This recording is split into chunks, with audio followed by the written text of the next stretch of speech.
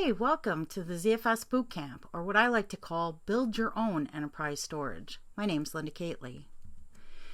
This class is designed to get you started with Open-ZFS to build out an enterprise storage appliance. It's designed to save you hundreds of hours of Googling, provide you current day information so that you don't have to worry about the age of your information you're finding. It's designed to first to teach you the terminology, to learn some of the basic commands, and then how to use the enterprise features.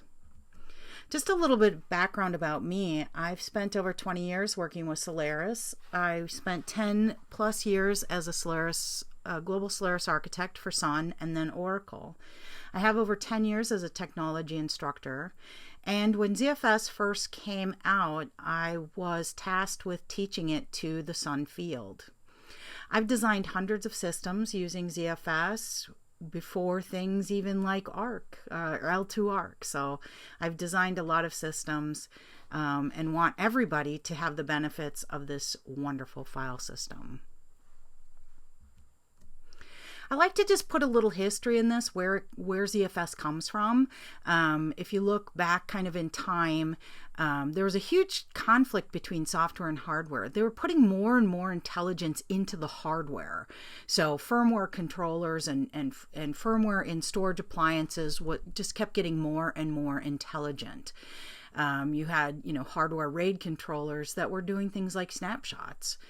The Solaris culture was just pure engineering, and they really thought about, well, how can we take that stuff and just put it into the operating system, put it into a file system. My job at Sun was a job called the Ambassador, Solaris Ambassador. So I would bring things that were being done in engineering and bring it out to customers and to the field to help them understand the actual benefits of the engineering that was being done. So if you look at right now in the industry, there's this huge gap between understanding of what a consumer disk is and what an enterprise disk is. Sometimes when you look at the enterprise class storage, you'll see them paying or charging up to 10x more for an enterprise disk. I happened to run across this on Google, where Carnegie Mellon and Google had both done massive studies on failure rates for enterprise grade versus enterprise grade versus consumer grade drives. And what they found was that there really wasn't much difference. So look it up yourself. It was pretty interesting. Now, when you talk to the big enterprise storage market vendors, they'll tell you that the big difference is software. That's so the difference from the low end and the high end in both SAN and NAS is the software. And I'd like to help you understand why and how Open-ZFS is the software. Some of the design goals of ZFS were to build a new file system from scratch.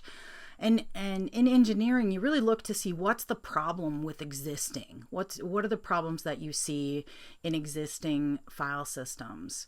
Some of the problems that they saw were that the file system was one set of code, very difficult to move from platform to platform because it depended on like lower level device drivers.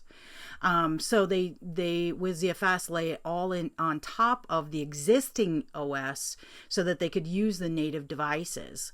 One of the things that we see in the Open-ZFS community is how many different operating systems now have ZFS, Open-ZFS. BSD has had it for a long time, the FreeBSD, the OpenBSD, all the BSDs. Have the ZFS, they brought it in right away because they use the native device drivers and then layer this on top of that.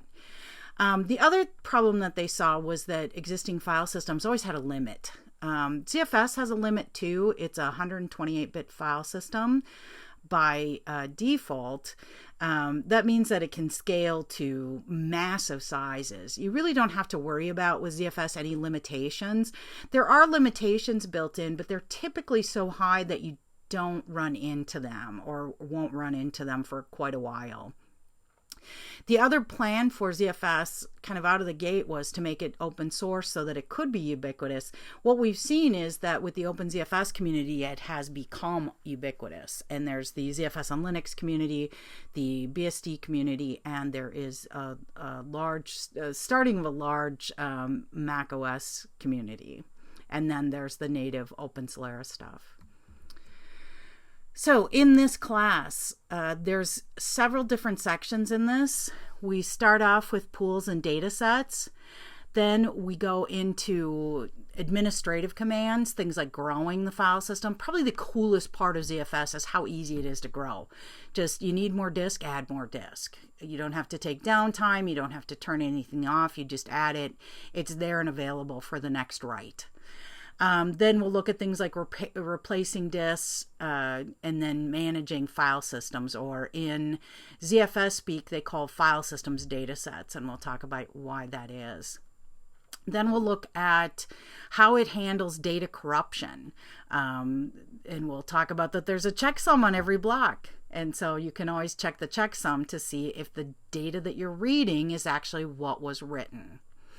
Then there's the transactional design of ZFS that helps us build hybrid storage out of the box. You can add some SSD in your log and cache area and make it hybrid right out of the box. Then we'll talk about, we have a whole section on snapshot and clone, and we'll talk about the copy on and write architecture of ZFS so that you can understand what's happening with snapshot and clone. Then we'll talk about the ease of moving data. One of the cool things I think in the Open-ZFS community is that you can import and export pools between different platforms. So if you have a FreeNAS and you want to move it to Solaris, or a Solaris or an Open Solaris or a Lumos-based distribution, you can move between all these different platforms, ZFS on Linux, and just by importing and exporting the data. So if you happen to get aligned with a vendor that goes out of business or something, you don't have to worry, because there's other people and other places where you can read your data. In a lot of the in a lot of the enterprise storage, you can't do that, right? You have to buy a new frame. You have to buy all new disks. And so if you have a ZFS disk, you can almost always read it and get to it. Then there's the send and receive we'll talk about. Send and receive only does it on the block. So most replication utilities will look at the date and timestamp of the file itself, and if the files change, they'll have to replicate the file. Inside of ZFS, we can tell which blocks have changed, so we can just send the blocks that have changed. Makes for very, very efficient replication. Pools and data sets. You'll find in your ZFS journey that there's a lot of concepts that you understand that have different names. They're intentionally renamed because they don't do things the way that you typically understand them. Pools is kind of like volumes, but it's not a volume. It's much, much more than a volume. Same with data sets. Data sets are kind of like file systems, but they're more like a set of data rather than a way to lay out files in a system.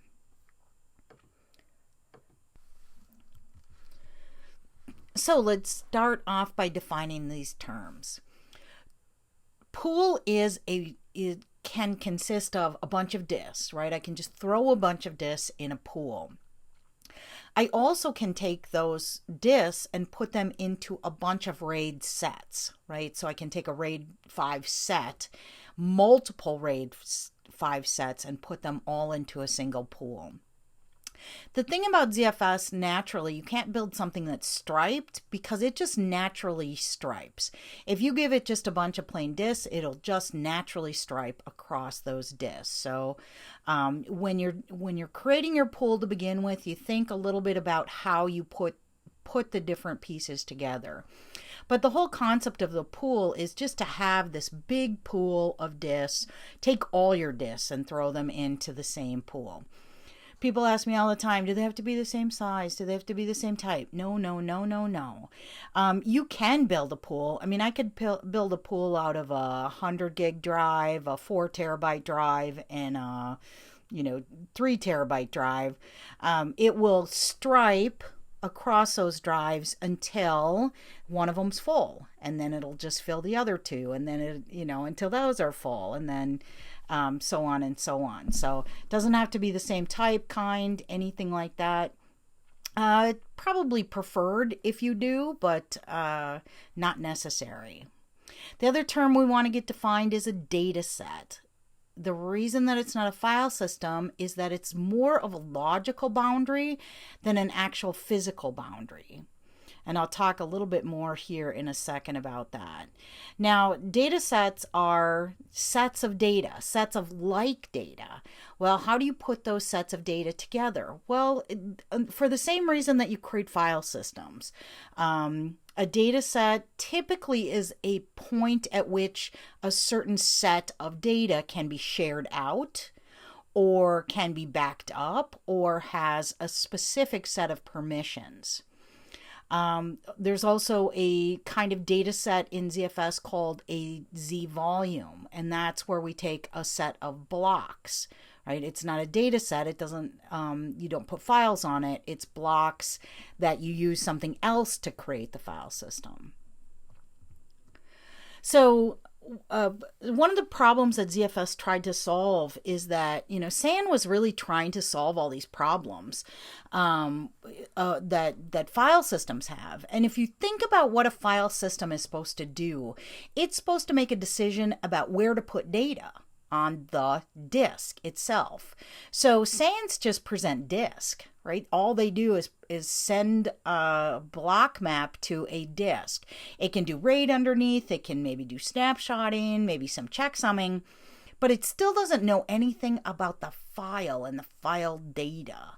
When ZFS was being designed, file systems really stuck in this old paradigm of one file system, one disk, or LUN, or RAID set, or, LUN is what we typically say. But the file system's job is to create metadata about the file and then map the actual file data to physical blocks. And RAID really can't solve that problem. It can, probably when they started with RAID, they should have thought about things like, well, if I want this data sent to 2 disks, maybe I should tell the file system to send it to 2 disks. Instead, we kind of tricked the file system into believing there was still just 1 disk underneath. Fundamental problem with most file systems is that the volume management, or the RAID, or the creation of the LUN is done by some other entity. Sometimes that's a good thing, sometimes it's not a good thing, especially when you look at SAN architectures. A SAN architecture is this kind of idea that you have a big, huge set of disks, but that you want to take that disk and assign it to different hosts to attach it. You have all this terminology that you had to build out, things like thin provisioning and deduplication, and all of these things that you try to do in the SAN that really should be done inside the file system, not be done in the SAN at a block level. So SAN and RAID tried to solve all the problems that were inherent in the file systems themselves. Now, one of the problems with file systems too is that they're not ubiquitous, right? NTFS maybe, HSFS maybe, you look across all the different platforms and you can't really find a file system that goes across all boundaries. Maybe NTFS, but the idea that you're going to run everything in an enterprise on NTFS might not be a good solution to all the problems. So we needed to fix the problem in the file system and then make it open source, make it ubiquitous. So with OpenZFS, what it does that's different than the rest of file systems you may have knowledge of is that it keeps track and has knowledge of the disk, the underlying disk. It has block maps of all the disks or RAID sets. And it keeps a block map for each of them so that when it's time to lay data out on that disk, on those disks, it knows it has disks, and it can do things like, stripe across the disks. It can do transaction processing rather than block based mechanics, and it can stripe, right? And it can do things like there's a dynamic stripe width in every transaction. If you have a bunch of 1K writes that need to be sent out to disk, ZFS can bundle those all up into a single transaction and send it out to all the disks that are in the pool. So we can have some performance benefits of that. And then the data sets are laid on top of this. So each of the data sets have very specific boundaries around them. But when the actual disk I/O gets down into the lower parts of ZFS, ZFS just kind of bundles them all up together and sends them out to disk. So probably one of the best parts of ZFS is how easy it is to use. If you look at when I started as a system administrator, we were system administrators. We managed the systems and the network and the storage and everything. And over the years, storage and network both got so complicated that you had to have separate people just managing the network and just managing the storage. Network hasn't got any less complex, but with ZFS, the system administrator can do ZFS because it's 2 commands, and it's so easy to understand and work with that it can be part of the system administrator's job.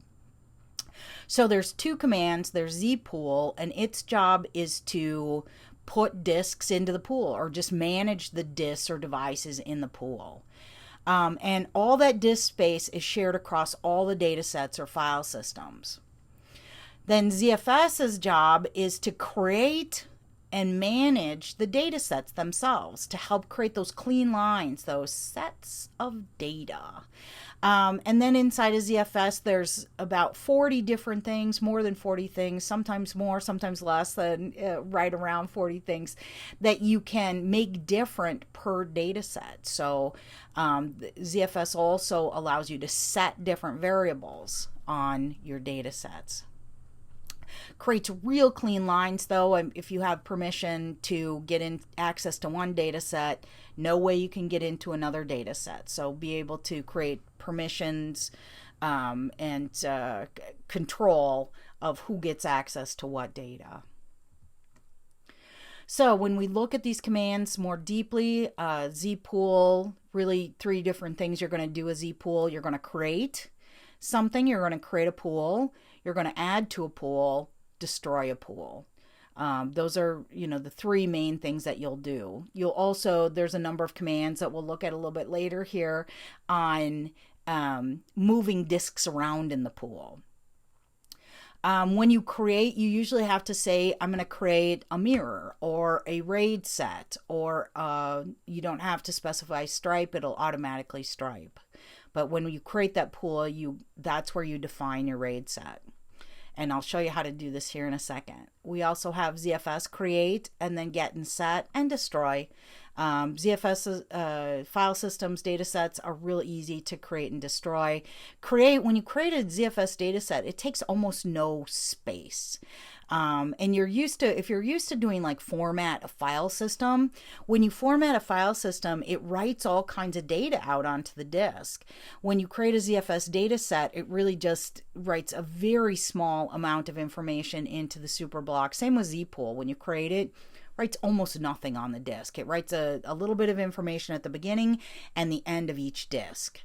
All the space in the pool is considered free space until you actually have data to write. So let me show you first how I'm running this demo. You can do this on your own. I'm running the VirtualBox and I'm running OmniOS. Probably the one Illumos, widely held distribution that closely maps Solaris and is very actively developed. So I have this running over here. I have the IP address of this is 192.168.1.45. I could just do it over here in my little VirtualBox console. I'm going to do this though inside of a shell. So I SSH'd in to this. I'm going to log in and then SU up and run this command as root.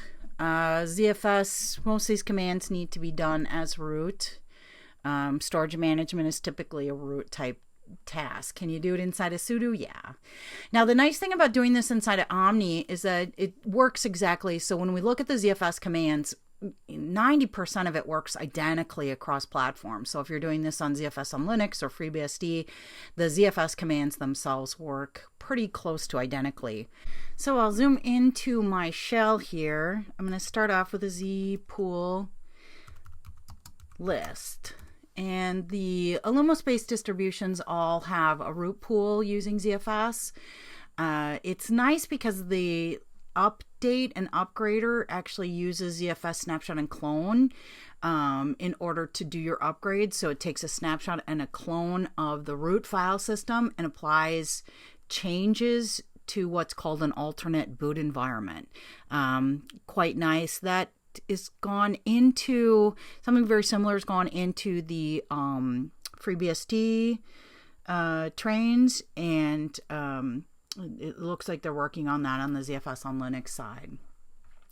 So the reason I'm using the Illumos distribution is because it's very easy here to create fake disks. In dev.dsk, and I'm going to do an ls-l here, I've just created these files. I've just done make file 100 meg, I think is what I got there.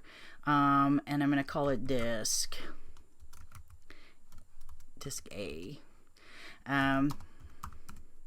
Now you'll see I have another one. So I don't want to use device names here, primarily because getting into Solaris device names is I don't know, it's a long job. I just want to use the word disk here. And if you are going to, when you create pools though, you're going to have to use the native device name in whether it's Linux or BSD. You're going to have to know dev / whatever the name is of the disk, and the mapping of disks is different in each distribution. So for me here though, I'm going to just use the word disk.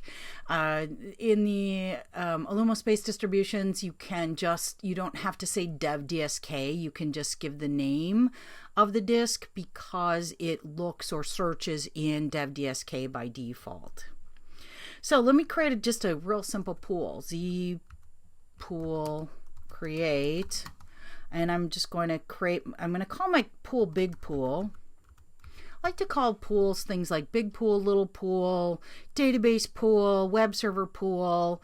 If there's something that they're doing now, in most cases, I can just see a big pool for most workloads. We can make enough changes a lot of times in the data set to make a big pool work for everybody.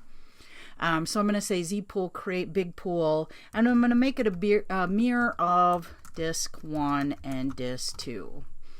If you are a system administrator, you will love this. If I do a df-h here, you'll see that it just automatically mounted this up on /bigpool, and it's ready to go. I can use that space. I can start building files or doing things inside of /bigpool. Ready to go. One command. I don't have to edit any tab files or run the risk of putting in a space instead of a tab or something, VFS tab or FS tab or anything like that. I just execute the one command. Now I also can add to this pool, so I'm going to just zpool add to big pool an additional mirror of disk 3 and disk 4, And as soon as I execute this command, this space, and it's faster than me, this space is available in the pool. It's now twice its original size. And I'm going to run zpool status minus v, and we can actually see how this pool is built. So we see that big pool is a mirror of disk 1 and disk 2 and a mirror of disk 3 and disk 4. And it will, again, automatically stripe across these two mirrored sets. And I can keep doing this. I could do this all day. Add mirror 3, 4, 5, 6, 7, 8, 9, 10, 11, 12. Just keep creating pools. That easy.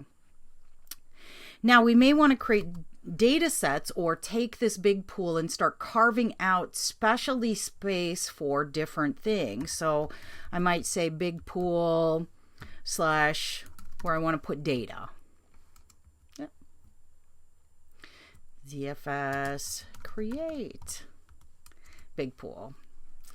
Now when we do the df-h, you'll see that I now have an additional file system called data. I can keep creating different space for different things, like apps. I might want that read-only for my applications. I may want to create some space for people.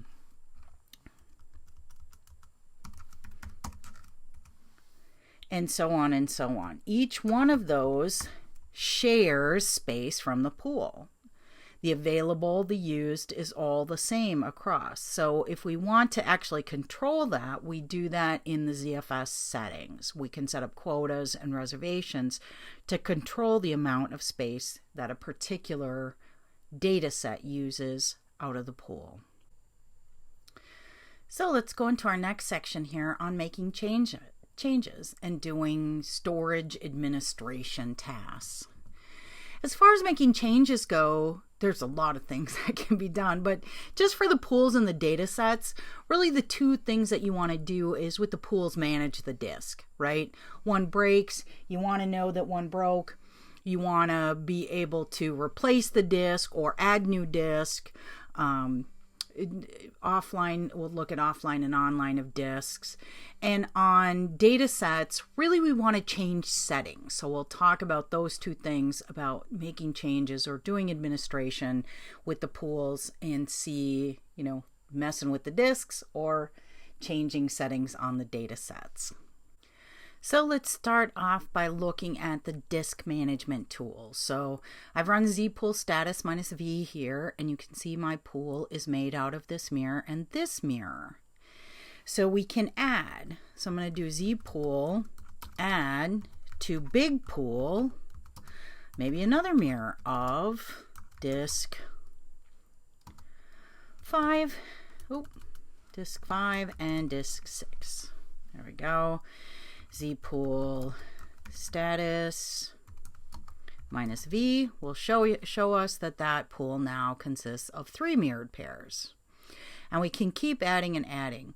Now, if we're doing a different type of RAID too, we can add RAID sets. Give me a second here. Let me tear all this down and we'll start again. Actually, I think I'll show you what I'm doing. I'm just going to do a zpool destroy of my pool. Of big pool. Now when I do the df-h, gone. It's all gone. All the data sets are gone. Everything's gone with destroy. Use sparingly. You will see that there's also this argument of -f, which says force. Almost all the commands inside of ZFS have a little bit of protection on you. They'll say things like, oh, well, it looks like you want to add this disk to this pool. It's really part of another pool. Are you sure? And then you can say, yeah, force it. So let's look at creating a pool with RAID sets. So I'm going to say RAID Z of disk 1, disk 2, disk 3, disk 4. Forgot to give it a name. RAID Z. Create a pool called big pool of this RAID set. Now when I do zpool status minus V, you'll see that you've got this RAID set. Now, when you add to this pool, you're not going to add in the way that you're kind of thinking you will. So if you Z pool add to big pool now with the RAID set in there, I'm going to say RAID Z of disk, where am I? 5, disk 6, disk 7, and disk 8. Now when this goes together, let me do Z pool status here, minus V. And this actually now is 2 separate RAID sets, each that are 3 plus 1. And it's going to stripe across them. Adding to an existing RAID set, you can't do that in ZFS. You can't add to an existing RAID set, but you can add an additional RAID set. So you stripe across these. Now there's also RAID Z2 that allows us to create a big RAID stripe with 2 parity bits, or you can lose 2 disks in that, and RAID Z3, so you can have 3. So I might have taken all 8 of these disks and put them into one RAID set at RAID Z3 and be able to lose 3 disks in the pool. Now, it does stripe across your RAID set, so, getting a balance of performance and redundancy is kind of the trick to storage administration. I guess there probably should still be storage administrators. I don't want to say that they shouldn't be, but, getting that right balance between performance and redundancy is always a key. Best redundancy, lots of mirrors, or just striping. I always say if 1 disk does 100 IOPS, 2 disks does 200 IOPS, and 3 disks does 300 IOPS. So getting, somebody asked me one time how to get 20K IOPS, and I was like, well, 200 disks? That it depends on the individual disk and how many IOs it does itself. And we'll talk more about that in hybrid storage, but hybrid storage a lot of times makes it so it really doesn't matter what's on the back end. You can have big RAID sets. The other thing, there's a lot of information out there about these RAID sets and how to produce them. If you're doing RAID Z1, don't use more than 4 disks, or kind of ignore all that. Matt Ahrens actually wrote a really nice blog on how RAID is done inside of ZFS. It really has to do with how many transactions it has queued up, how much data it has queued up. It really doesn't have to do with how many disks are in the set. It's like, I have 3 1K transactions that I need to write out.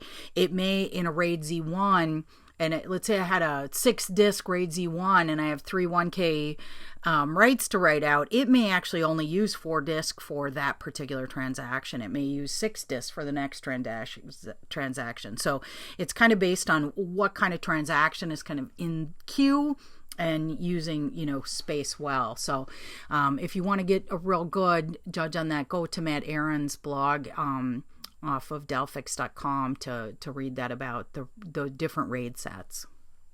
So let's look now at replacing some of these disks. So let me I think I'm still in DevDisk. Yeah, I have a couple disks left here. I have disk 9 and disk A. Now hot spares are built in. I can say set my hot spare equal to disk 9. I prefer to use the disk and not just have it sit spare, but you can do that. And you just say, Z pool for big pool hot spare equals disk 9. Easy enough.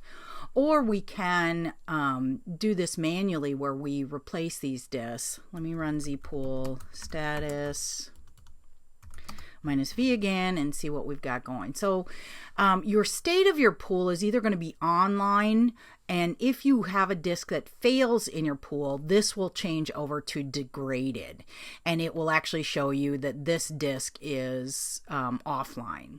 If this disk was failed. So if I want to take disk 4 here and replace it with one of my spares, I just do a Z pool replace in the pool, big pool, disk 4 with disk 9. Let me go back to zpool status minus V, and there we see that it's replaced disk 4 with disk 9. Now, that's not usually, you probably don't usually have a bunch of disks sitting around. I'm sitting there and, my redundancies is kind of out of whack. I need to actually physically replace the disk. I do want to show you this here too while we're here. It actually shows you that when it put this disk into the pool, it did what's called resilvered. It doesn't use the word sync or resync just because it's just ever so different than a sync. With typical volumes and resync time, if I have 2 disks and I'm replacing one disk with the other disk, because I have no knowledge of the file system, I have to go through block by block, or the tool utility. I don't have to do this, but the SAN or the RAID or whatever, the JBOD, the RAID card, hardware RAID card, has to go through block by block and copy, right? Is take this block and put it on the new disk, and this block and put it on the new disk. Or in this case, it has to read in all that RAID data. It has to read, it would have to read in all of the data and do a resync to that other disk. Well, in this case, you see this happen really, really fast because there was no data on it. It knows, it has knowledge of the fact that there's no data on here, or if there was a little bit of data, let's say I had a, 200K worth of data written, it'll take and it will write 200K. It knows how much needs to be done. It doesn't have to do that block by block synchronization. Now, let's talk a little bit about offline. Let's say disk 8 fails. Now, what I can do also, and this is more likely what you'll end up doing, zpool offline in the pool, big pool, disk 8. So back to zpool status, what you'll see here, disk 8 is offline. With hot swap drives, we can offline, we know disk 8 is broken, we need to replace it.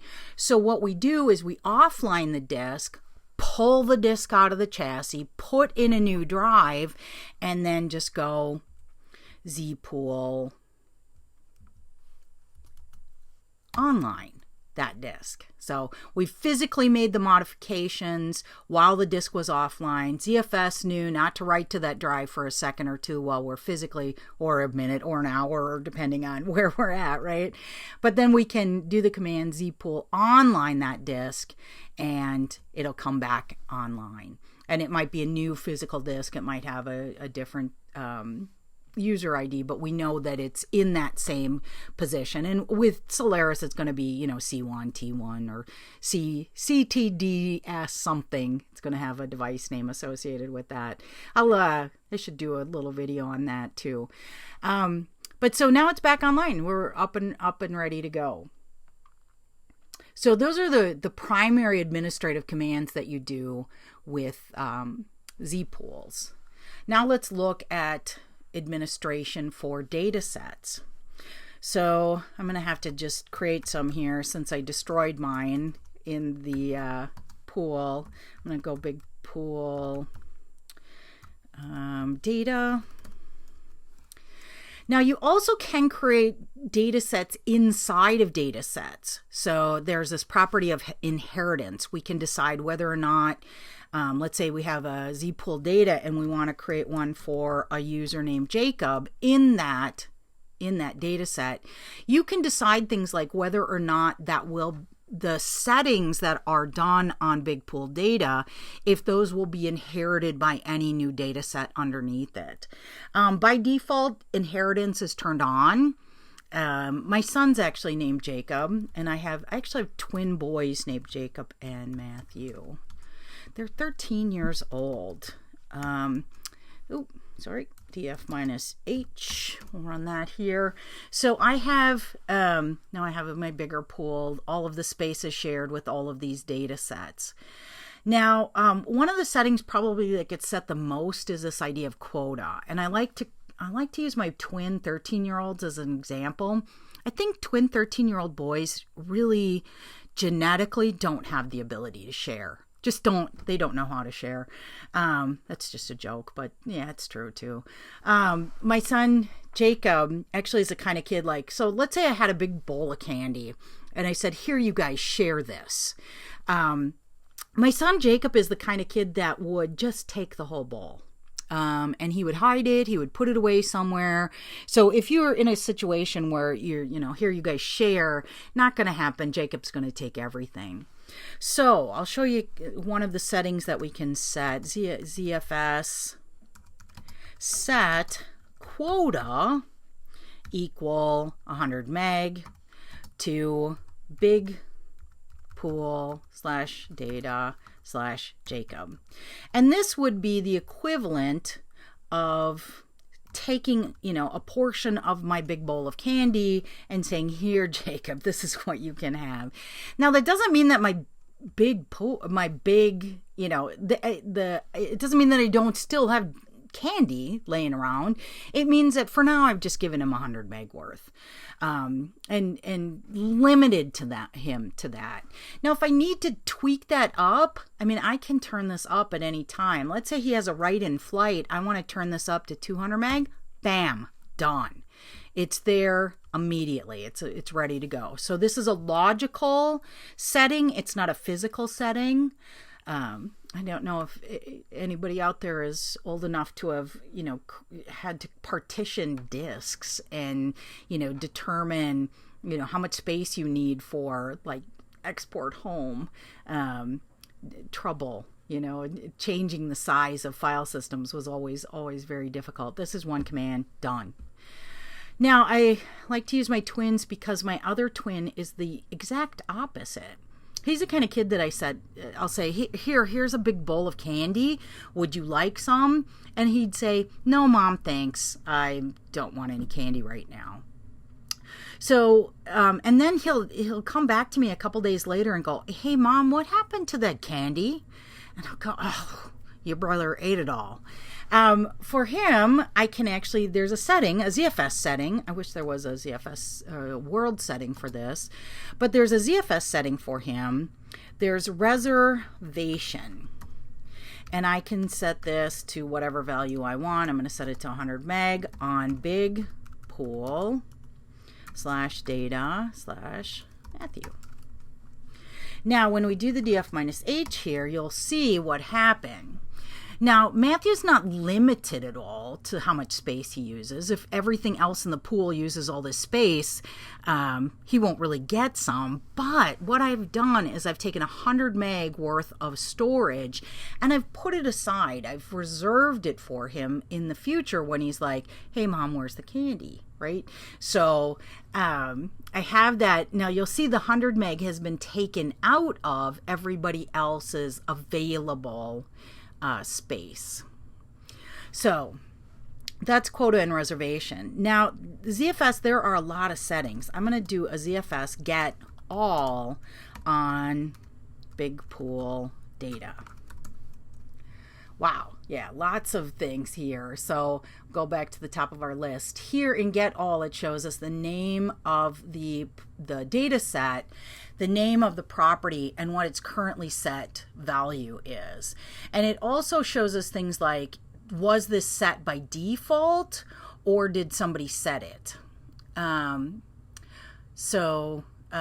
don't have a reservation on this one. I should have done. Here, let me do Jacob so you can see that the reservation was set. So we see that the quota was set to 200 meg and the person who did it was local. So it was done by somebody. We also see what the mount point is. So all of these different things here, almost all of these things you can change. They're all variables that can be set. Here's just, 200 meg mounted, yes. Compression ratio, what the current compression ratio is. Compression is turned on by default. Available space, things that are referenced other places, the date and time of creation. Now, after we get down underneath mount point, these things start to get really interesting. Share NFS. I can just say set share NFS equals on, and share NFS is turned on. Compression is turned off right now, so I can turn compression on. There's a number of different compression algorithms that you can use, so you can not only turn that on, but set it to a certain value. Checksumming is always turned on by default, and we'll talk more about that later. Whether or not we update access time every time something happens to the file, that's something that typically you want to turn off if you have virtual machines, because inside the virtual machine something else is keeping track of access time, so that's a double hop that you get there. Whether or not you can execute, set UID, read only, whether this is being used for zones. We have the snap directory. Now, snap directory by default is hidden. We'll talk about that more a little bit later. Some things on ACLs gives you some hints that we can do things like have ACLs on this. The version of ZFS that we're using, case sensitivity, share SMB. So we have, share CIFS. The Solaris has by default an in-kernel CIFS. So we can turn that on. There's a couple more commands that you have to do to get share SMB turned on. Like to put a plug in here for my classes. I actually teach a sharing class where we, go through all the different types of sharing in detail. Virus scan has the ability to send data to a virus scanner before it gets written. Primary cache and secondary cache. We'll talk a lot about this later, but ZFS likes to cache everything. It likes to cache as much as it can in memory. There's something called the ARC, the Adaptive Replacement Cache, and I'll talk a lot more about this in another. I have a whole module on ARC. And Zell, but we can decide what gets cached. Like if you have, hundreds of little files, you may just want to cache metadata, and not the file data itself. Or you may want to cache all or cache nothing. You may want to say primary cache equals none, and let's make sure everything gets cached into secondary cache. So all, meta, or none are our choices here. We also have, how much of the space is used by snapshot, used by children. And there's this log bias. This log bias actually is put in for basically for databases. We have the ability to set this for latency or throughput. So when ZFS first came out, we did a lot of databases with it, and we would take tables and logs and make those data sets latency centric, and then we take the big table spaces and make them throughput centric. So we could do that, per data set. I'm not going to talk about dedupe at all. I'm just going to say use with advisement. Take advice on whether or not to use dedupe. Compression ratio written, how much space is being used, all of these things, well, some of these things can't be set. I can't set how much is, being used by snapshots. Those are things that don't have the default next to them. Those are things that are just are, right? They either are or not, especially like version. I can't manually change my version number. So things that are just information about the data set can't be changed. So lots of different things that can be changed on a per data set basis to make it so you can use each data set for something different. I can take one data set, share it SMB. I can take another data set, share it NFS. So let's just talk a little bit about designing hybrid storage. And we'll look a little bit at architecture before we just do it. Hybrid storage is the concept of using, kind of front-ending your slow spinning disk with a little SSD to make current transactions fast. Right? Your reads and writes fast, make them faster. And in the high-end SAN systems, some of those controllers cost more than a new car, a really nice new car. So here we just use commodity parts to do the same thing that they do in the high-end enterprise storage, building out hybrid storage. Now, the price of SSDs these days, and this is, mid-October 2014, they come down like every week. It just seems like eventually we probably will just build stuff out of SSD, and you can with ZFS. You can just build all your pools out of SSD. And that actually would be a reason that I may build more than one pool. I might have an SSD pool and then a disk-based pool for archive and run things like ZFS send over there to, kind of back it up on spinning disk. But we can also build the idea, so we can have SSD pools, we can have spinning disk pools, and then we can have this hybrid design. And the reason that we can do this is because of the transactional nature of ZFS. So we bundle up multiple requests, IO requests, into a transaction. All transactions, and it's based on a copy on write design, but just kind of for the layman, it just means that every transaction either completes or fails, right? We're always writing into free space, and full transactions either complete or fail. And everything is seen as a transaction. But because ZFS knows the difference in the different storage, we can do some interesting things. So here's our transactional design. We might have a couple reads and a write and get me the ls, let me see some of the metadata. All these things can get bundled up into this transaction engine. I shorten it. It's more complicated than that. It's I simplify that for this course, but it's just kind of basically pulling in what's coming in from the different data sets and then deciding what goes to what disk. When we add a disk, it's the very next write striped across that next disk. Now, the system itself has the ability to then see that a synchronous write is different than a regular write or an asynchronous write. A synchronous write, the application is saying somehow that this data is really important. I'll wait to make sure you get it. Right? I'm going to make sure that this gets put into stable storage. The application developers wrote the application that said, write this to storage, but I'm going to sit here and wait and make sure it got there before I continue. This is kind of a big deal, especially virtual machine technology tends to want synchronous, right? Especially for boot disk, right? I'm going to pull in a little bit. I want to make sure that my system boots correctly, right? I'm going to load some in, make sure I get the next stuff. Actually, that's read, but I may have to write some information out during boot. I want to make sure that it got written out before I continue up my path. So synchronous writes typically are recommended for high-end virtual machine technology. So NFS and iSCSI are both synchronous technology. If you look at like CIFS or AFP, those are asynchronous technology. And so I could have, different writes coming in from different places, and the system itself will know that it's a synchronous write.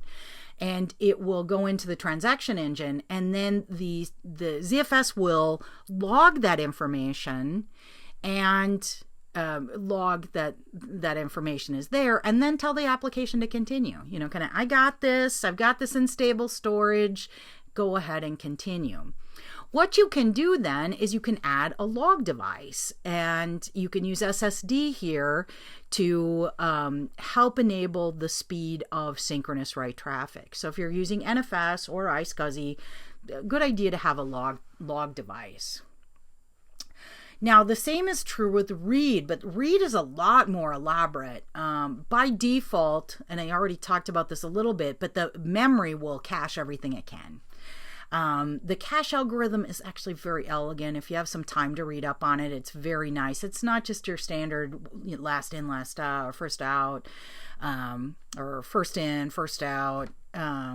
It actually uses multiple different algorithms for not just last used or most frequently or most recently used. They also have most frequently used. So even if it wasn't the most recent everything that was used out of the memory. It also keeps tabs on things that you use all the time, just as important to keep in cache. So very, very elegant design. So you can kind of trust that, but it will use all the memory that you can give it. So giving it more memory. Now, I used to say all the memory you can give it. I have seen systems with multiple terabytes of memory that there's a curve or a knee at the top end. You get, and it depends on CPU and disk and everything else, but yeah, not all the memory you can give it. A good amount of memory. There's all kinds of crazy stuff out there on the internet. If you Google it, they'll be like, oh, well, you need 1 gigabyte of memory for every terabyte of a disk. That's kind of crazy. I can manipulate my cache to fit what I have. So if I have 32 gig of memory and 500 terabytes of disk, I can make that work. The cache is very adaptive. And there's also a lot of settings that I can tweak and turn around that. Again, a plug for my classes. I do teach some performance basics on how to tweak those things. Now, I also, though, can, like, let's say I have a small memory. Let's say I have a 16 gig memory and I do want to cache a lot, especially for virtual machines. You typically, if I have 20 virtual machines and they're all, running, 10 gig disk space where they're, that 10 gig is getting hit all the time. I have 10 of them, 10 gig. I might have a 100 gigabyte kind of working set.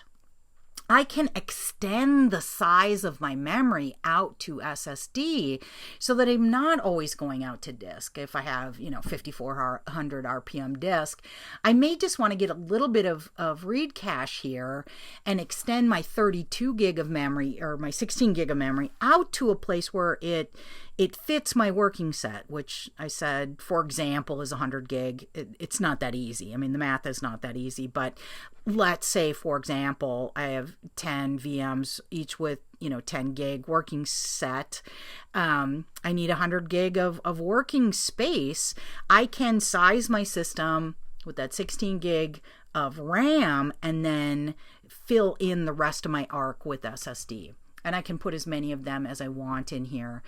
I didn't say on the log disk. On the log disk, it's a good idea to mirror that just in case you lose power or you lose one, right? Not that I lose power, but if I lose a disk, losing my log disk is not a good day. Now on my read cache is always backed by disk. So if I lose my SSD for read cache, and lately current SSDs have gotten very reliable. There was a lot of worry when we first started looking at SSDs that they wouldn't be able to hold up commercial traffic, but there's all kinds of different SSDs out there. There's the MLC and the TLC and SLC. So there's some that are better at read and some that are better at lots and lots of write traffic. A lot of them do things like wear leveling inside of their frame, so we don't have to worry as much. But finding good SSD, the right SSD, when people ask me what to get, I say usually stay with the big brand names. You're in pretty good shape. You get into the Intels, the Seagates, the brands the household names, you're usually in pretty good shape. Coming off that path into the, and I know there's a lot of them that are, making a living out of flash, but an SSD, if you're building your own enterprise storage, keep with the household names. And for this read cache, I can add as many of these as I want. Like I said, I could, somebody was telling me they found a 1 terabyte SSD. That's interesting. I could, have 4 or 5 of those and have just a massive cache going on here. So we can extend the size of our memory by adding flash. So I did this, don't do this at home, this is just demo, but I just did a little make file and I called my disks here SSD 1, 2, 3, and 4. I do an ls-l here. They're just files named that. They're not real SSD. And again, if I had a SSD, it would look like just any other drive. It would have this nice big name here for Solaris or Dev, whatever, in the different distros. So now if I want to do a zpool add to big pool log, and I can say create a mirror of SSD1 and SSD2. Again, those are not the actual names. Now when I look at zpool status -v, you'll see now it says I have a mirrored log of my 2 SSDs down here.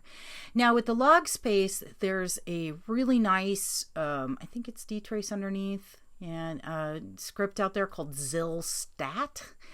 If you Google that, zilstat, Z-I-L-S-T-A-T, it'll actually give you statistics about what's going on inside of your ZIL, how big your ZIL might need to be. I always say add the SSDs after you're kind of up and operational, if you can afford to, just to see how big it is. I actually have not seen really big ZILs. They're usually in the like 100 meg area, even with, you know, like 10 NFS clients still in that 100 to 200 meg area. So typically your log space is small SSDs, small reliable SSDs though, SSDs that can take a lot of write activity. Now to add a cache device, we're going to just do, and I love how logical these are, zpool add to big pool a cache that is disk, SSD 3 and SSD 4. So darn the bad luck, I can't fake it as easily as I wanted. It's actually asking me for a real disk. So here's a good time to see your disk names. I'm going to go into format and just find my disk names. So I see C1, T2, D0, and C1, T3, and D0 are the 2 disks that I have. I've actually added these. These are little VirtualBox disks that I can use. I'll pick one and get out of here. So I'm going to use those to zpool add to my pool called Big Pool a cache of C1, T2, D0, and C1, T3, D0.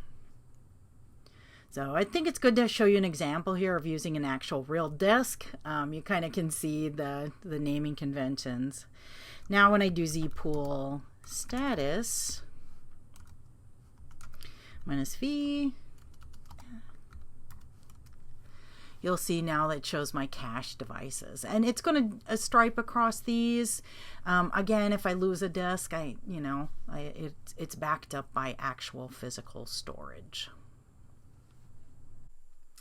Self-healing. I usually don't like to use marketing terms, but in this case, it's really correct. ZFS does self-healing. If it finds data corruption, it fixes it. And when this was being written, one of the things they found was that there wasn't really anything out there that checked to make sure that what was being read in was actually what was written. High-end SAN devices actually sometimes would put a checksum on the data block, and that's the really high-end stuff. Very expensive to have that checksum in there. But you didn't have any protection, at the block level, okay, this block is okay. But there was nothing in the file system, right? So the file system needs to know that this block actually was written for this file, right? Like file number 2 has data in block 3. And to make sure that those two things go together.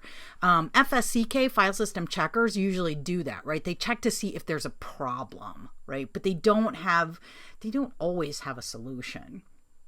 So a lot of times they'll say, oh, metadata got written for this file, but there's no actual data written. Would you like me to get rid of the inode or whatever? They don't have any way to fix things that were broken. ZFS puts a checksum on every block, but it doesn't put it in with the block.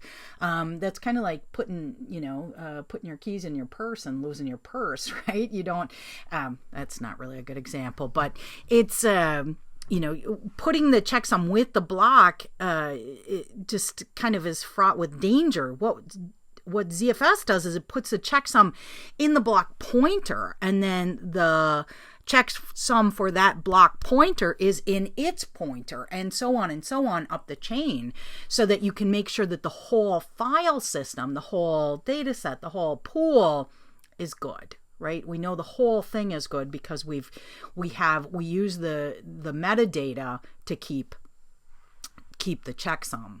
So traditional SANs, they're like this, right? They may do. I might have a four-way mirror, and it says read in this file, this data for this file, and it reads in a bad block.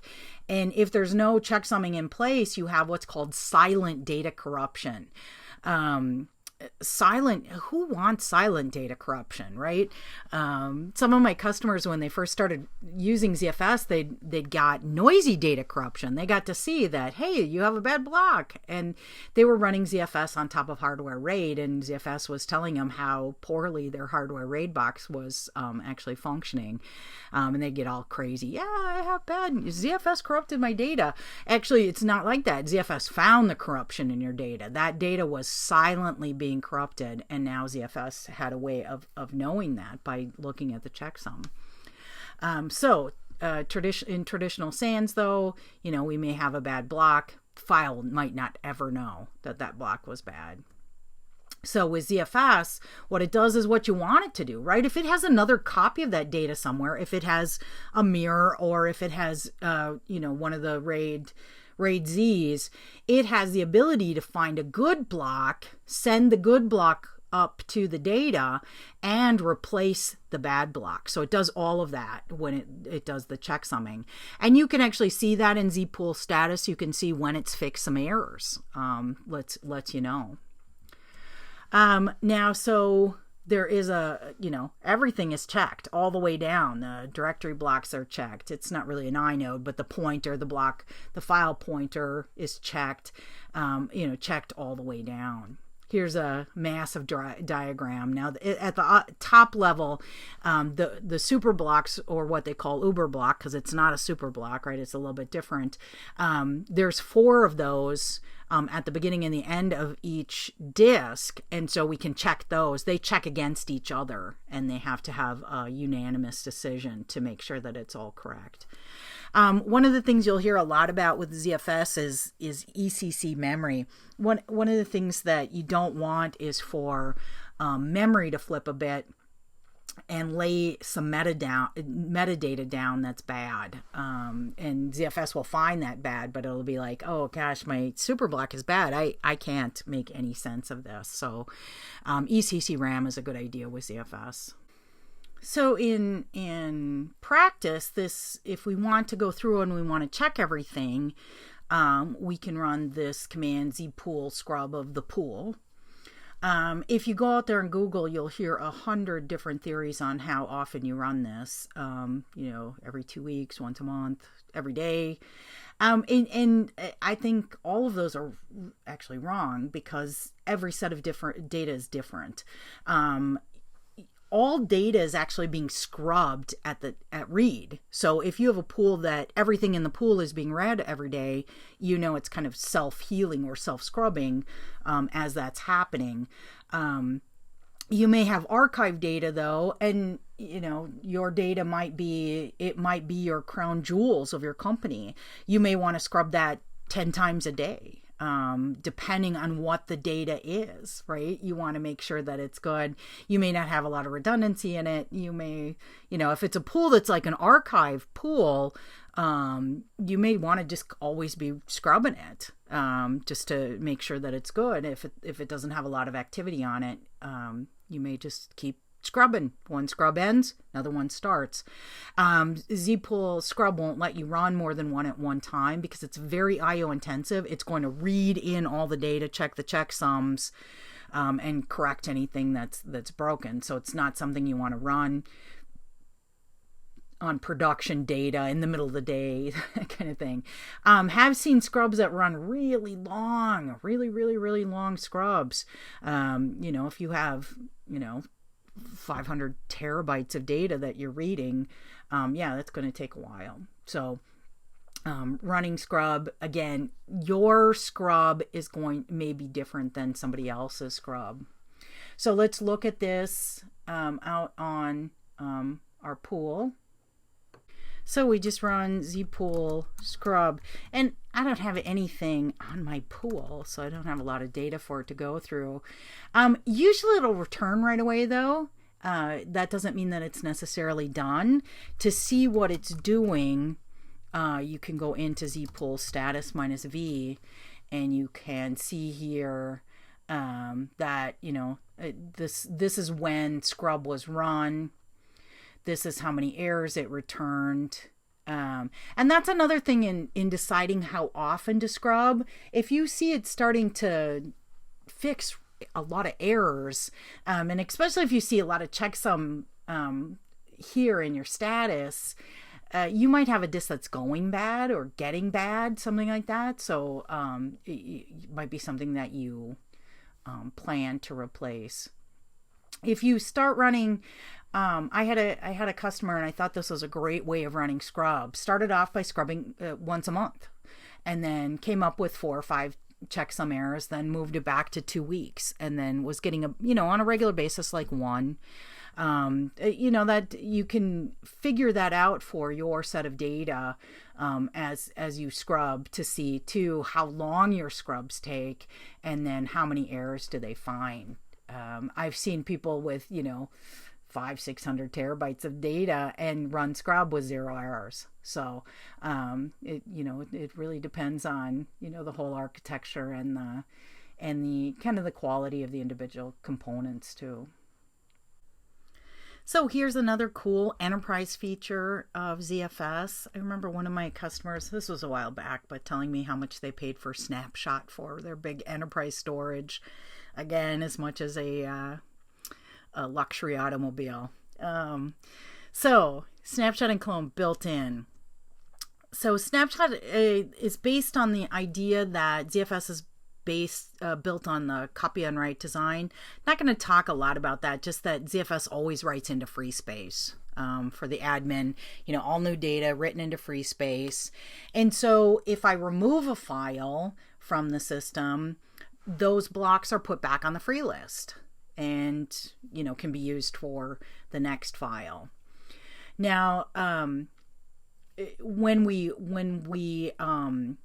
have a file that we add data to, or we change data in, that instead of overwriting existing data, the new data is always written to new locations. So Snapshot allows us to allows that new files will write into free space, but the old blocks will stay put. So Snapshot kind of locks in those blocks, or basically, I always think of it as kind of like a symbolic link, but it keeps the older version of it. So all snapshots are read-only. The syntax is of a data set, right? So you always have to say ZFS snapshot this data set. But then you put an @ symbol and then any string that you want. So you see a lot of, this is a very old slide, 7/30/13, snapshot the data on this date. That snapshot will then be given that string as a name. So, giving it a good name, help you locate it. So let's go out for a demo of this. So I just did a little bit of work here. I'll show you. I'm out in my data set, big pool /data. You can see my other data sets just look like directories from here. If I do an ls -l. Now I have this file. It's just a little file called file. I'll show you what's in there. Hi, everyone. So if I do a snapshot, so I'll do a ZFS snapshot of big pool / data, and then the @ symbol, and again, any string I want, string, I'll just call it now. No, I'll call it today. Now, as soon as I do that in the data set, and I do an ls-l, you can't see it, but if I do an ls-la, I should be able to see, no, actually it's completely hidden. I can cd into .zfs. It's created a .zfs directory here in this data set. Bam, there it is. I couldn't see it. It's hidden. And that was one of the variables I can set on the data set. I can say snapdir equals hidden, makes it so you can't see it, or you might want it to be seen. Now, if we go in this directory and do an ls, you'll see that there is snapshot, and in ls again, there's my one called today. So if I cd into that directory, now we do see not only the file, but we see the children data sets also are there. So if I just say snapshot data, it's going to by default take all of the children with it. So those are also snapped. Now you see this file here, more file, it should say hi everyone, right? So pwd, we're in the snapshot directory. Let's go back up again. I think that's the right location. Yep, pwd, I'm back up in data. Now if I take file and, I don't know, let's just add some more data to it. Probably my simplest vi command. I'm just going to write this out. Now when we do an ls-l here of how big that file is, it's gotten quite a bit bigger. Now if we go back down here, just gonna copy that into that back out here, and we do an ls-l, you'll see that the original just stays, right? I've added more data to the actual working directory. The snapshot is a point in time snapshot and never changes. It still has the same information as it has had before. Now there's all kinds of things I can do with the snapshot. I can clone the snapshot, make a new data set out of it. I can roll it back, right? Like I can say, oh, I don't like what's in big pool data. Roll me back to today, earlier today, or might have a snapshot that's called, Bob or something. And I can also use snapshots for replication, for send and receive. What we can do is we can have a snapshot and another snapshot and just send all of the changes between the two snapshots. So lots of things that we can do with snapshots, and roll back, clone. Clone produces a read-write version of that snapshot. So here's the syntax for clone. ZFS clone a snapshot, give it its full name, what pool it's in, what the data set name is, what the particular snapshot we're looking at, and then we say big pool new. And then when we do a df-k, or look at the file systems or data sets that we have, it's a data set, just like any other data sets. Can you snapshot it? Yeah. Can you share it? Yeah. Can you, all of the things, it'll have all 40 of those settings in it that make it usable as any other data set on the system.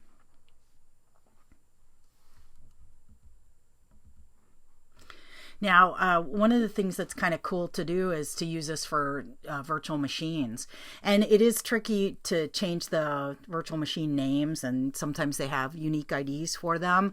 But I've been able to do this where I have, a virtual machine that's sitting on a data set, and then doing a snapshot and clone of it. And when I get to my clone, how much disk space does it use? almost nothing, right?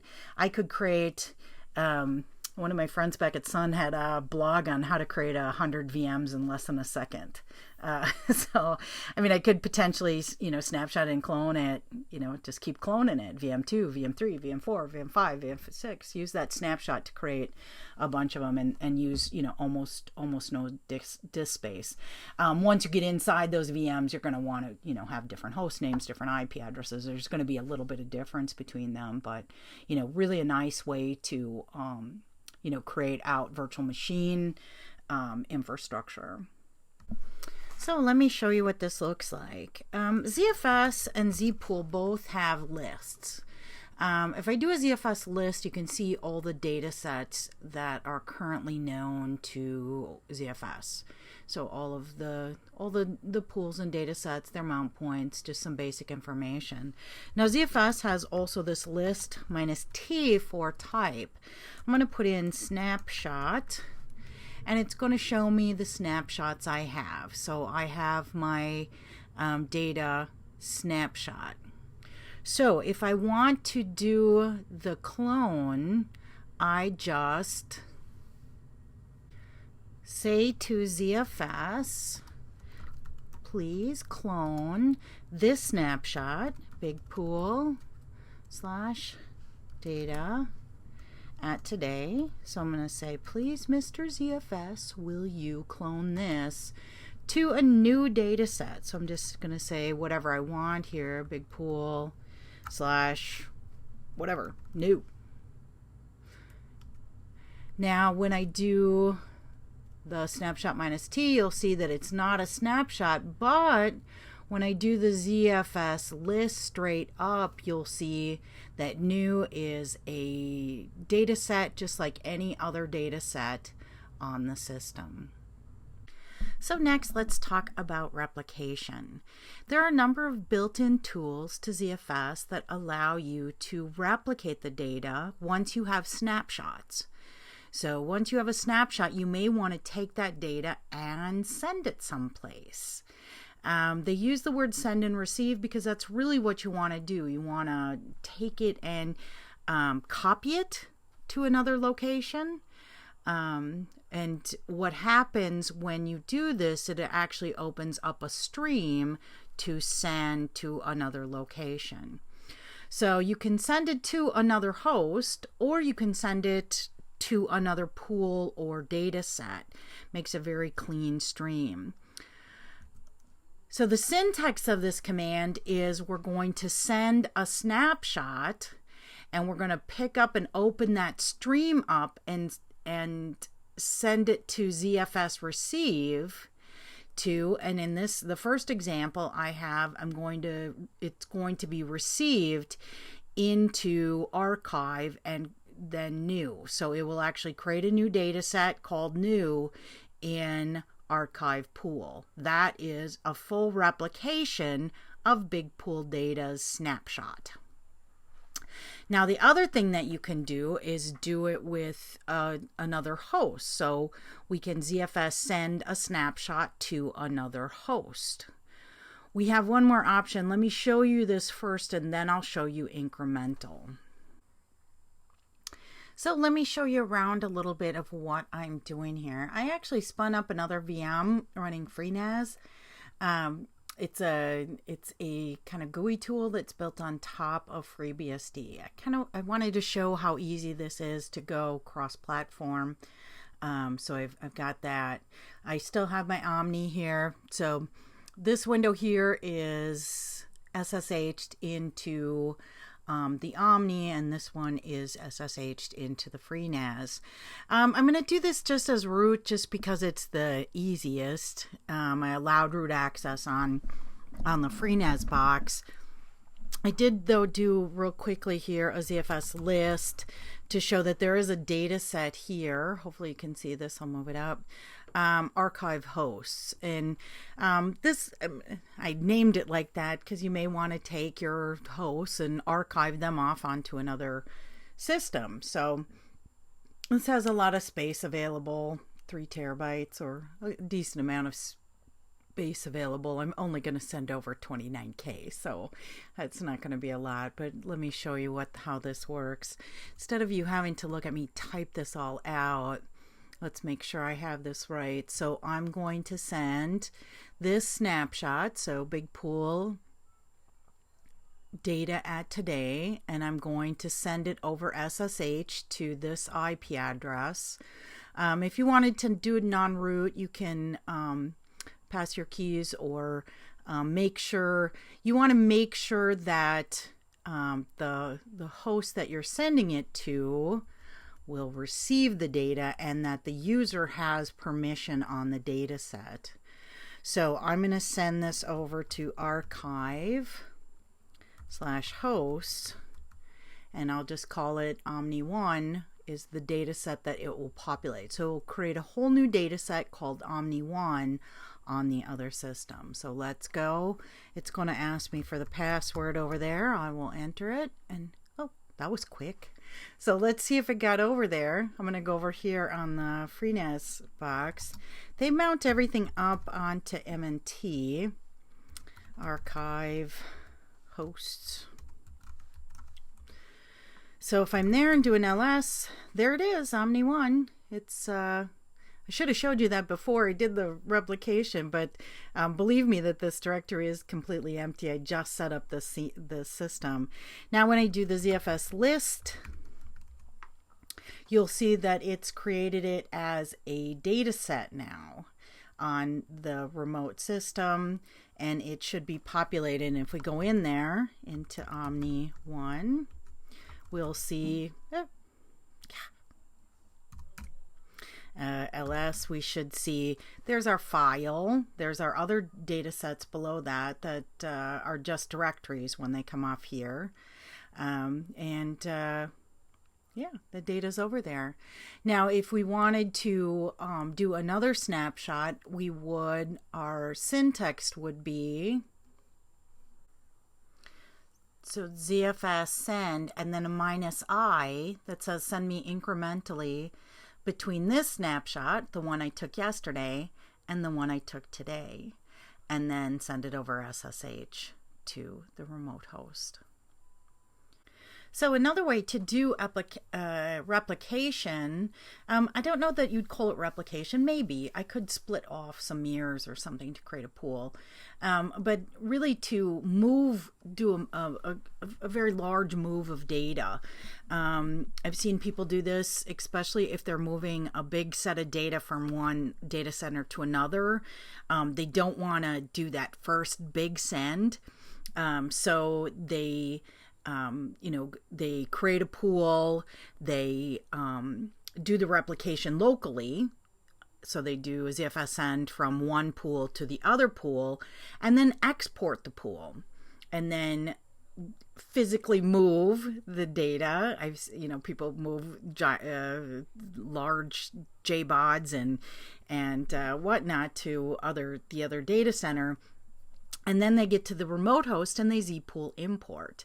I've done this across a number of different, not different architectures. Well, I've done it across Spark 8 and x86, but across a number of different distros. And that's a thing that's very cool, is that I was just reading something today where this person was worried about moving their data from one enterprise storage to another, and they can't repurpose the disk, right? They don't get to redo the disk. They have to copy it or move it somehow, but the originating disk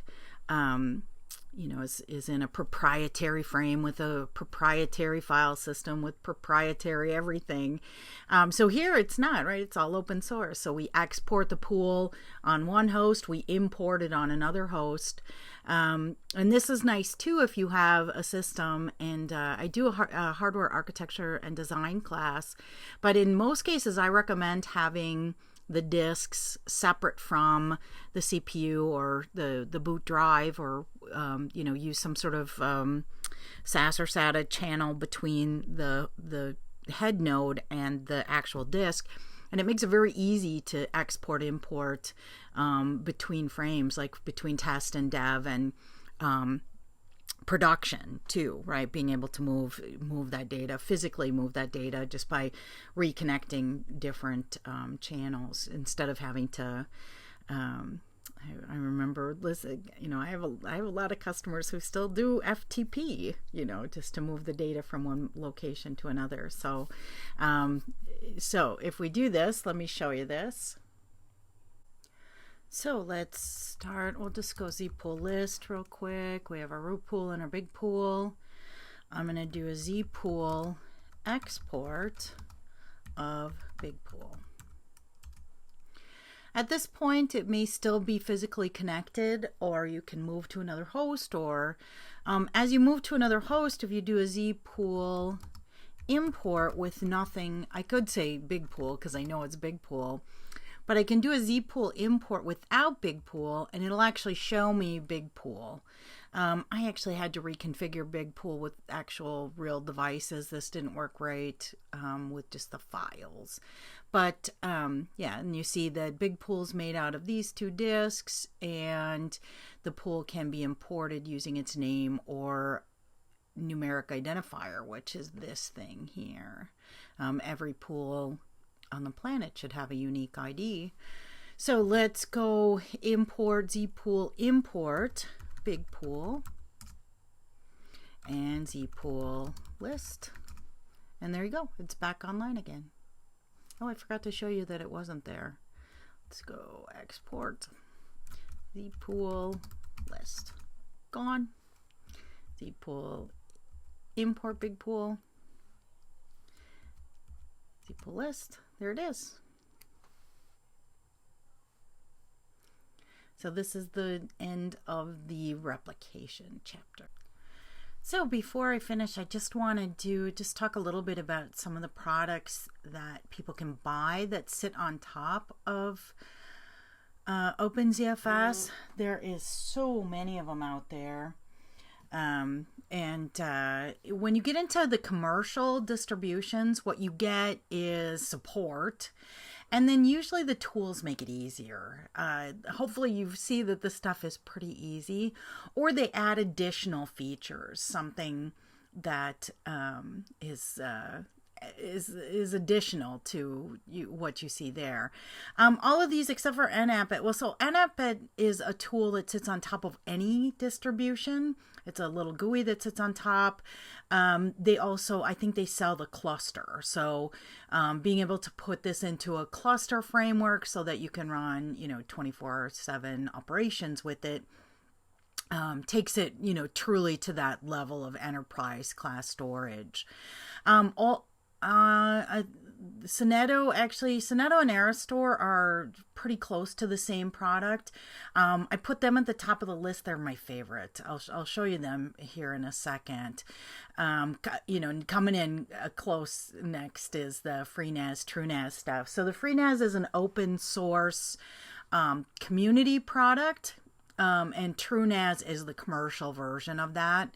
And they sell it. Most of these, a lot of these players will sell their, they found, hardware configurations that work really well. And they try not to support just anything. And so they have, very special hardware configurations that they like you to run their software on. So they only sell it bundled. That's true with these, the TrueNAS too. The OS Nexus actually is a ZFS on Linux distro, and that is just software. It's software only, and you can get that. It actually, one of the value adds that they add to that is Gluster, so you have the possibility of scale out architecture, which is very interesting. I put CloudByte in here. CloudByte is probably more of a workgroup kind of solution, but it's also available. If you look at the OpenZFS.org website, the companies participating, it just keeps growing. Every time I go there a couple of times a month, and every time I go in there, there's more companies that are participating. The one thing I think the core team for OpenZFS hopes, though, is that people put back changes or fixes or things, and that that they find. And I probably should have put this list in a different order as to the people that continue to put back code into the open source Open-ZFS. And then I wanted to talk about some of the stealthy ones too. There's a bunch of different enterprise storage vendors now that are using Open-ZFS, but not advertising it, not saying that they're using it underneath. It's not up to me to tell you who they are, but lots and lots of them, and that makes the marketplace bigger for everybody. There's a couple of people out there that are working on or have already achieved, like Storant, I think, is like a cloud provider for ZFS, and you can see how powerful that would be if you can do a ZFS send incremental to your cloud provider of your crown jewels, or just the stuff that needs to have offsite storage, instead of the way that a lot of people do it, which is roll it out on tape, put it in a box, send it to Iron Mountain. Really nice to be able to do ZFS send over secure channels. So a couple different cloud players. Before we go, I'm just going to show you a couple of these. Let me show ya. So I'm going to show you the two products that I'm most familiar with, the Synedo and the FreeNAS. We'll start off by just looking at the dashboard on the Synedo. Really nice analytics. It gets down into your hit rates of your caches, which is very nice, what your memory looks like. Just show you a little bit here. I've already created a pool. I have a pool called Big Pool. It consists of all these disks. The thing I wanted to show on this is how easy sharing is. So I can take this, so I have a folder or data set here, and I can set up snapshot, click, I have all these different tabs here. New snapshot, click, give it a name. An NFS share, I can just allow a new host. I can just say 0.0.0.0, read write access, root no, add, ready to go. CIFS, same way, allowed public access, share, good to go. AFP, oh, I already turned that on. It shows you, on data, how you're going to access the AFP from either the Mac or a Linux client. Also have access controls, pretty nice here, where I can change my ownership, but I can also, they have a list of all the different access controls. So I can, I can just click on one of these. You can't add, sorry, nobody can add a subdirectory. So very, very nice sets of access controls here. Oh, user group, engineering, can't, or this is my set. So allow engineering and apply this to all files and subfolders. Very nice. If I'm in Big Pool and I just want to create another data set, I'm going to call this maybe my shares, or what did I call that other one? Hosts. Just add another folder. So sharing's very easy. These guys add some VMware interoperability, so they do have the VMware interop, and then they also have the ability to load in local virtual machines. They also have a high availability product, a cluster product for when you have two machines and want to have the high availability failover. So pretty cool tool. Now if we go over into FreeNAS, I do have some storage here. I was using this as my archive pool.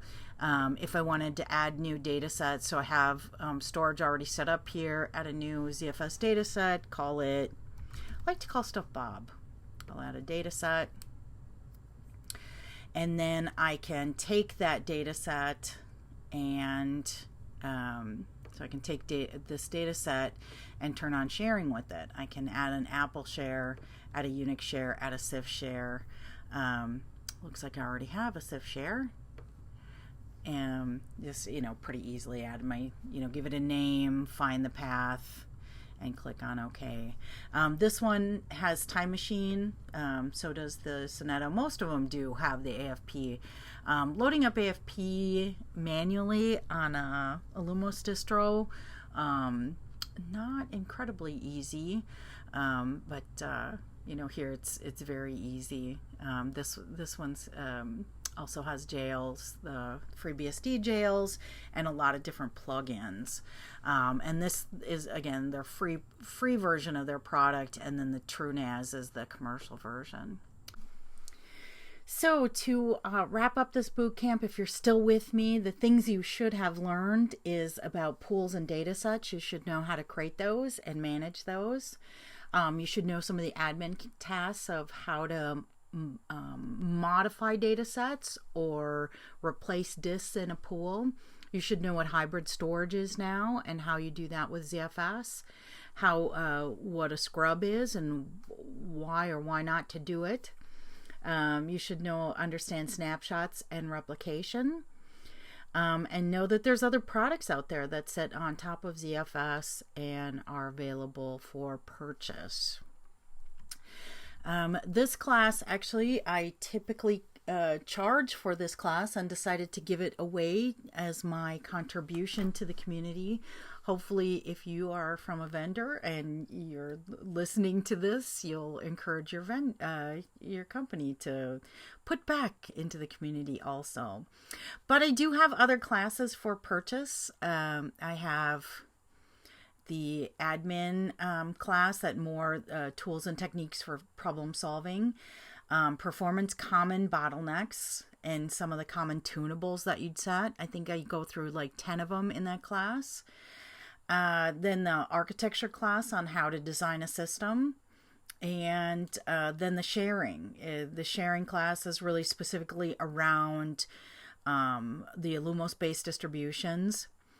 I also have Solaris classes on demand. I'm going to slowly start putting these up in videos, though. I'm going to start with services and kind of work my way through this. I do a dtrace class. That's dtrace for sysadmins, not developers. It seems like the dtrace that's out there isn't targeted at system administrators. So I think those are the two first ones I'm going to put up. So, the other reason I'm giving this class away for free is that we're doing a lot more architectural design and consulting work. So right now we have a special for a free 1-hour architectural analysis of your ZFS problem and make a recommendation as to what you should do or where you should go with that. We also do consulting, design, implementation, run books, and training. And we also do teach classes for a number of the different Open-ZFS vendors. So we have that going on too. If you want to get it, if you have any questions, again, if you're at this point in this and you stayed all the way to the end, please send me your questions. If I didn't cover something or if I didn't explain it in good enough detail that for you to understand it, please let me know. Happy to take your email. I'm also almost always on Skype at KaitlyCo, and then my website is kaitlyco.com. Thanks for your time.